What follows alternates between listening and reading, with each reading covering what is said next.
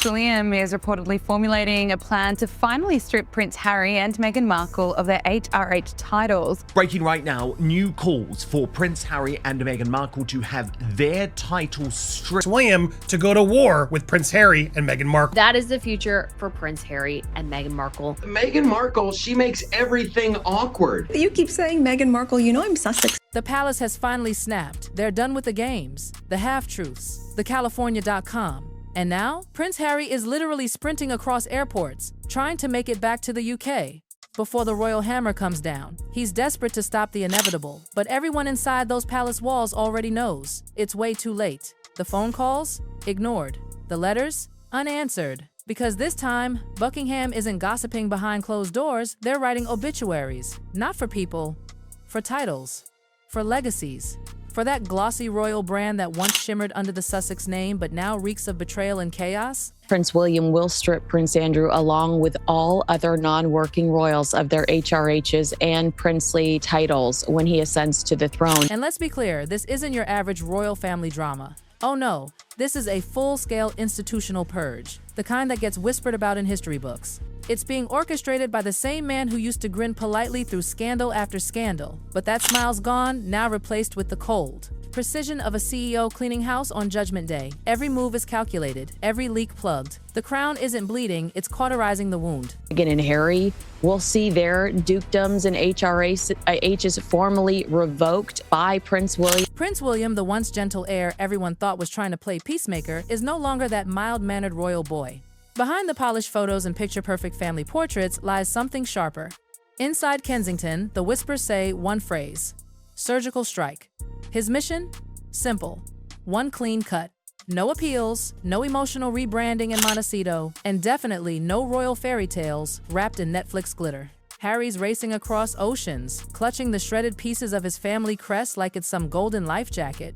But what he doesn't see, that lifeboat? It's already sinking.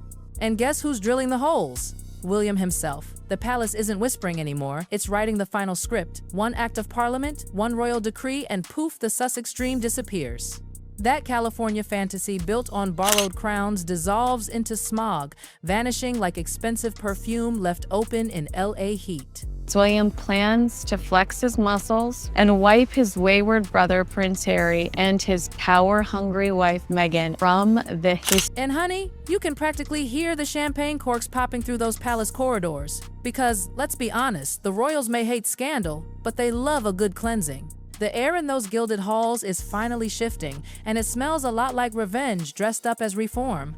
But don't for a second think this was spontaneous. No, this was premeditated. The coldest kind of royal strategy. Because beneath all the polished smiles and stiff bows, there's something much darker at play. This isn't William protecting the crown. This is William settling old scores. Let's rewind the scandal clock for a sec, shall we? The palace loves to pretend its marble walls are unshakable like it's some sacred fortress untouched by drama. But behind those portraits and forced family photos, it's pure chaos. It's egos in tiaras, duels fought in silence, and grudges wrapped in designer fabric. William's transformation didn't happen overnight. For years, he watched in silence as his family name was dragged through global headlines by two self-made celebrities with Hollywood PR and Netflix budgets.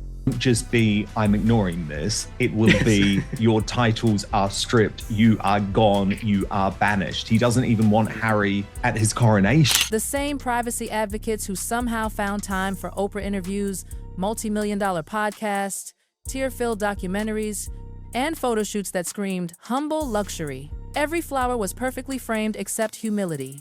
Meanwhile, King Charles, dear, soft, sentimental Charles, thought maybe diplomacy could fix it. Bless his naive royal heart. He genuinely believed love could outlast betrayal, that maybe a kind word from Clarence House could heal what years of televised trauma and brand exploitation had blown apart. But let's be real, you can't reconcile with people who trademarked your title. William saw that truth crystal clear. When Charles hesitated, William didn't blink. He started, plotting not emotionally, but strategically. He built a war room, a brand deck, and a plan that would reshape the monarchy itself. As pressure grows on the UK Parliament, King Charles and Prince William to take action on all the wayward... He called it the Monarchy Modernization Initiative. Translation: If you're not an asset, you're out. This wasn't about tiaras and traditions, it was about reputation management. Because while Harry and Meghan were busy turning the crown into late-night TV punchlines, William was calculating the damage. Every mocked speech, every hijacked headline, every Commonwealth leader treating Buckingham like an awkward relic from a museum. The math didn't lie. If one disgraced royal could lose their titles, it would set the perfect precedent. And once that door opened, guess who'd be next walking through? Straight into oblivion. And here's the kicker. William wasn't planning to take the public blame. Oh no. He let his father look compassionate, Parliament look ruthless, and himself, the hero who restored dignity? That's the royal way. Darling, wash your hands while someone else scrubs the stains. And Meghan set out to do deliberate damage. I call them saboteurs. I actually would go as far to say that Harry is a traitor because he betrayed his country. He betrayed one of the leading institutions of his country that is so synonymous, Dan, with the identity of Britain and really displays Britain at its best. The monarchy. He disgraced the monarchy, Dan. He disgraced his family. Absolutely, Harry and Meghan are far more dangerous. And just when you thought it couldn't get colder, enter Prince Andrew, the royal family's favorite cautionary tale. William used Andrew like anesthesia: quick, quiet, clinical. The man's disgrace became a perfect distraction. Andrew's scandals turned public disgust into political leverage. It created the ideal moment to reform the system. One act, one example, and boom, suddenly stripping titles wasn't personal, it was policy. Andrew was the prototype, the Sussexes, the rollout. William's team packaged the whole operation like a branding campaign, a sleek, ruthless one. Redefine who's royal, rewrite the rules. And once the ink dried, Harry and Meghan would be stripped to their influencer cores. Prince and Duchess gone, left with hashtags and lighting tips. War room, apparently, in England, where they're trying to figure out what to do. There's a war room. I think I the tuned out. royals. The royals war room. have got. They're about to go to war. It's a secret that the palace has already conducted secret meetings with members of the government to discuss putting the plan in. And that's what makes this whole scheme so poetic. It's not revenge, it's branding. William stopped fighting Harry and Meghan with feelings. He's fighting them with mechanics. Andrew's downfall was the template. The Sussexes are just the expansion pack. When this plan's done, their only titles will be content creator and former royal. And here's the darkest twist. Even King Charles couldn't stop it now if he tried. He's too weak, too tired, too cornered. Which, of course, is exactly how William wants it. Every monarchy needs a villain. And William has found not one, but two. And this is where the gloves come off. Because one image, one humiliating royal moment, changed everything. Balmoral, August 2023. The family reunion meant to symbolize unity after the Queen's passing turned into William's breaking point. Picture this. The future king, the man being groomed to lead an empire, ordered not asked to drive Prince Andrew to church. The disgraced uncle sitting smugly beside him while William clenched his jaw so tight it could crack glass. That photo went viral in 10 minutes flat. William drives Andrew to church. 4 words that screamed humiliation, weakness, hypocrisy, everything William swore he'd never become. That was it, the breaking point. The polite heir died that day, replaced by a strategist colder than the Scottish air outside Balmoral. He realized being the nice one doesn't keep dynasties alive. Fear does. From that moment on, he made a vow. No more half measures, no more compromises, and no more turning the other cheek while his family gets mocked on morning talk shows. You can call it heartless, but William calls it survival. He's seen too much. His grandmother died heartbroken, his father's health fading, his brother monetizing the family's pain, and his sister-in-law hunted by paparazzi. He's done being polite. Empathy doesn't protect empires. Policy does. That's when William called in his secret weapon, his inner circle. Not dusty courtiers or old school advisors, but a new generation of royal tacticians, the digital assassins of Kensington Palace. These people speak fluent algorithm. They don't do emotional interviews or public statements. They understand how to weaponize silence. No more leaks, no more defenses, just cold, precise calculation. And what they figured out was simple. Harry and Meghan weren't just family, they were competition. Rival brands siphoning royal oxygen. So William made his choice. No debates, no second chances, shut them down. Not with rage, but with reform. And he had the perfect precedent, Prince Andrew.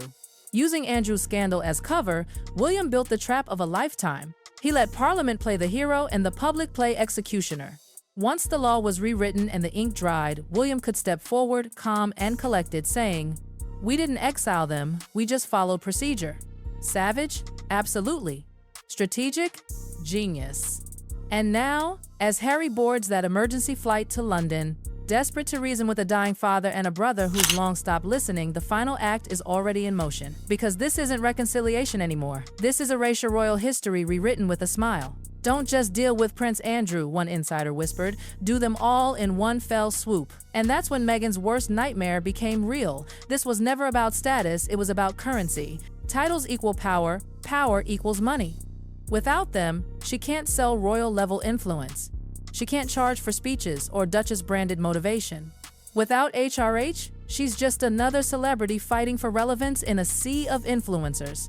Meanwhile, inside the palace, William's camp was sipping Earl Grey and watching the chaos unfold like a live-streamed soap opera. Because that's the thing about quiet power, you don't need to shout when your enemies are screaming for you. But the real tragedy? King Charles still believes he can save everyone. He thinks kindness will patch this up, not realizing that his empathy has become a weapon used against him by his own blood. Harry's about to learn that family loyalty expires the moment you monetize it. We've seen Meghan continue to use her HRH despite being ordered not to by the late Queen Elizabeth II, one royal expert said. She's commercialized the title for years and even uses it in private correspondence. See, people keep calling this a family feud. Wrong. This is a corporate restructuring. You don't fix a collapsing brand with hugs, you fix it with a hostile takeover. William learned that compassion doesn't trend, competence does. He's turned the monarchy into a full-scale rebrand, out with nostalgia, in with narrative control.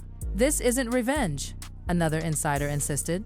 It's reform. Every time the Sussexes launch something new, a podcast, a photo shoot, a PR moment, the palace simply doesn't react. The silence is deafening. Because indifference hurts more than outrage. When the other side stops saying your name, your relevance evaporates. And that's exactly how the monarchy reclaims control, through silence. The tabloids cool off, the hashtags fade, and suddenly the crown looks like the adult in the room again. William understands optics better than Meghan understands lighting. The monarchy's new power isn't soft, it's selective exposure. They show the world only what strengthens the brand. And right now, that means showing a royal family free of freeloaders. And that's the nightmare haunting the Sussexes. Not punishment, but irrelevance. Because in Hollywood, exile isn't when you're hated. It's when nobody cares anymore. But don't blink, the knife hasn't even twisted yet. The palace always finishes things politely. No shouting, no spectacle. Just a quiet memo, a single signature, and centuries of privilege turned into paperwork. Sources say Williams already commissioned the drafts, a new letters patent tightening HRH eligibility to active working royals and their direct heirs. Sounds harmless, right? Just legal jargon? Wrong. That one sentence wipes 4 names off the royal map. Andrew reduced to a cautionary footnote. Eugenie and Beatrice quietly retired from royal relevance. And the Sussexes gone faster than a Netflix renewal. Meghan will call it cruelty, William calls it quality control, because nothing says modern monarchy like trimming the brand until only the useful remain. Picture the press release. In line with His Majesty's commitment to integrity and service, the Crown has approved a reform of honorary titles. Translation: we're done babysitting millionaires who hate their jobs. Harry will stand there, jaw tight, realizing his brother just turned a sibling rivalry into a constitutional milestone. And Meghan? You can bet she'll turn that heartbreak into content. A tearful close-up, soft violin, one perfect tear for Netflix. Because when all else fails, there's always the docuseries. So here we are, a dying king holding on to hope, a furious heir quietly rewriting the rulebook, and 2 ex-royals watching the empire erase them in real time. Because here's the truth, this isn't rumor, it's royal pattern. Every time the crown feels threatened, it sheds a limb to survive. Andrew was first. Now it's Harry and Meghan. The monarchy doesn't forgive, it forgets. And the second your usefulness expires, so does your title. So what do you think? Is William's purge justice or jealousy in a crown? Drop your thoughts below, because the royal reset isn't over. The next headline could erase another name off the royal roster. And until then, stay tuned, stay curious, and remember, in this family, silence isn't peace, it's power.